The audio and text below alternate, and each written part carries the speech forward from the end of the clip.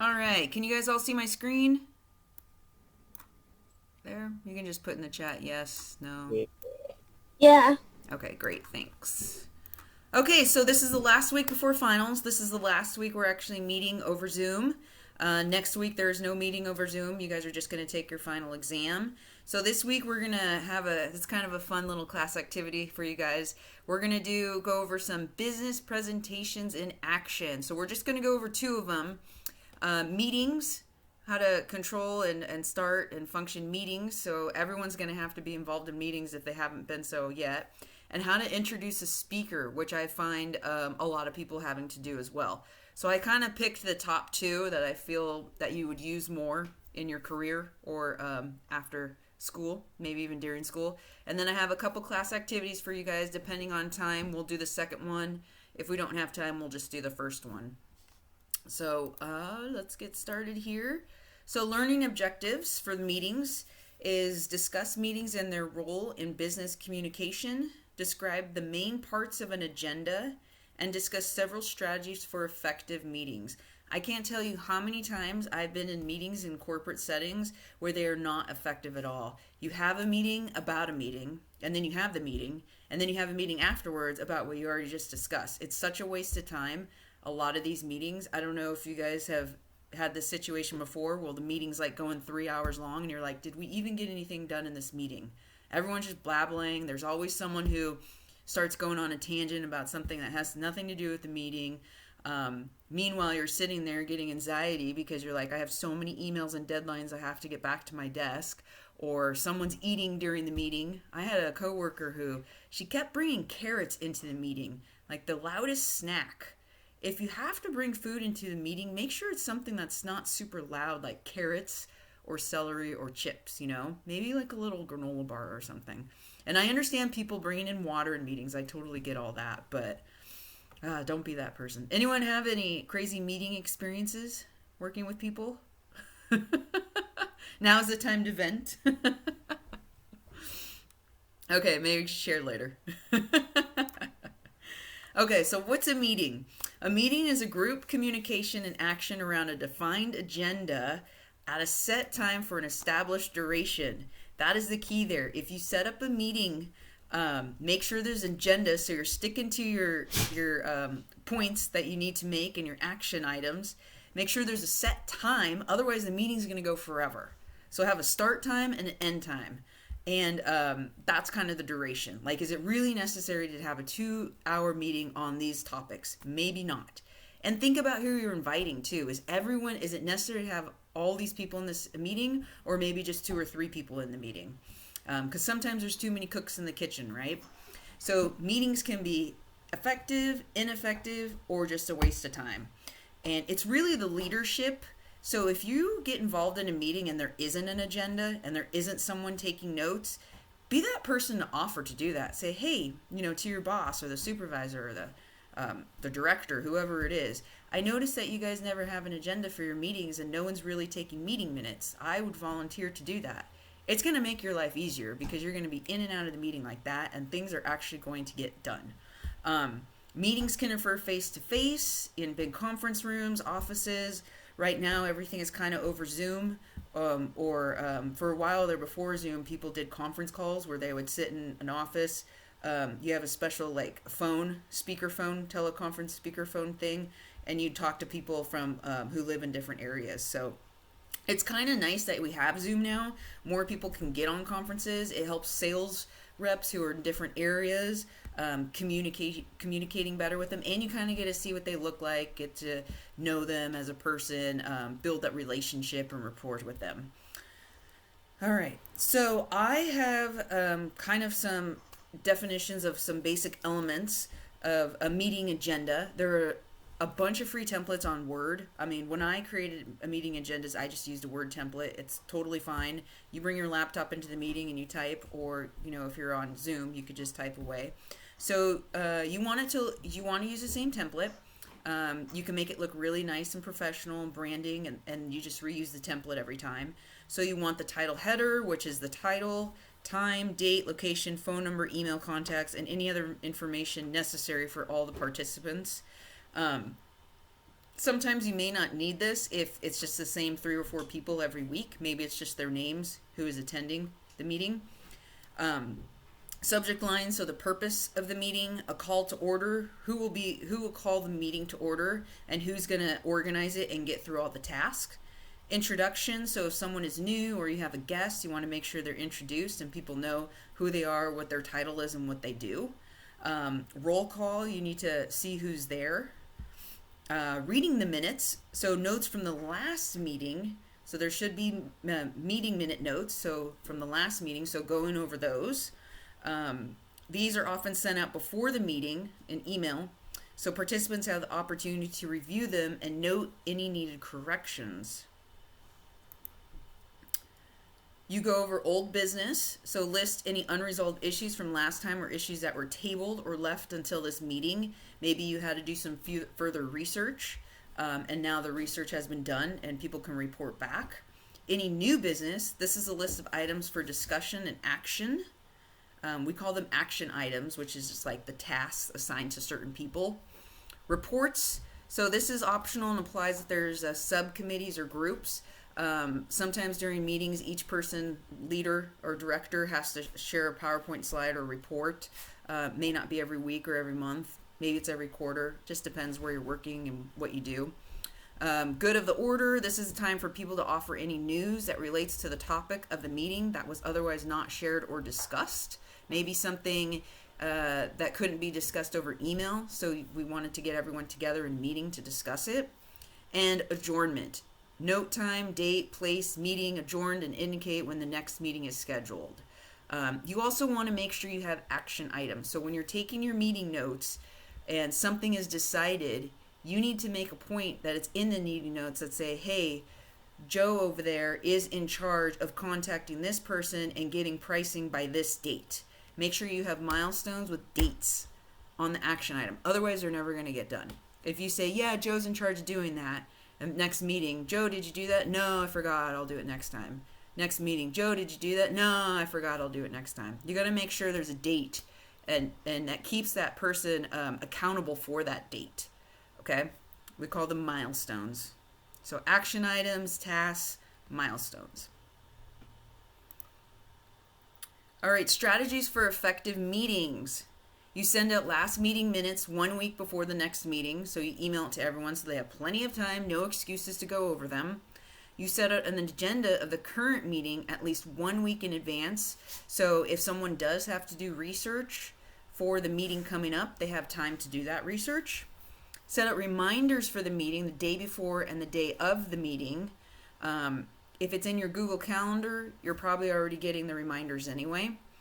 Schedule the meeting in Outlook or Google Calendar so that everyone receives the reminders. Make sure notes taken at the meeting are legible, so they should be typed out, so shouldn't have a problem with that at all. And keep the discussion on track. If you're the leader of the meeting and people start going off on a tangent, it's your job to make sure they come back on topic and stay on track because you got time, right? You're on a time point here. All right, so any questions with meetings so far? Sounds pretty easy, right? Create an agenda, meeting. I don't know why people don't do it. They're just lazy. It's not hard. Okay, so your class activity here, what I'm going to have you do, you guessed it, you're going to create an agenda. So I'm going to break you out into groups. You're going to create a sample agenda for a business meeting. Choose any business that you like. It just has to be a real business, just whatever you want. To discuss the results from the latest marketing campaign. So completely make this up, be creative, decide what information is needed, what position might normally be expected to produce that information. If you want, you can just use the meeting agenda elements here. You don't have to create like a template or anything. It doesn't have to be pretty, but it's more of an exercise for you guys to have some practice on creating an agenda. So use as many elements of a meeting in the allotted time because I'm going to give you a time cap, so I want you to get done as much as you can. And be prepared to show your agenda to the class. So you guys are going to be sharing it on the screen here. So here's the link to the assignment in Google Docs. Does anyone have any questions on that? Does that make sense?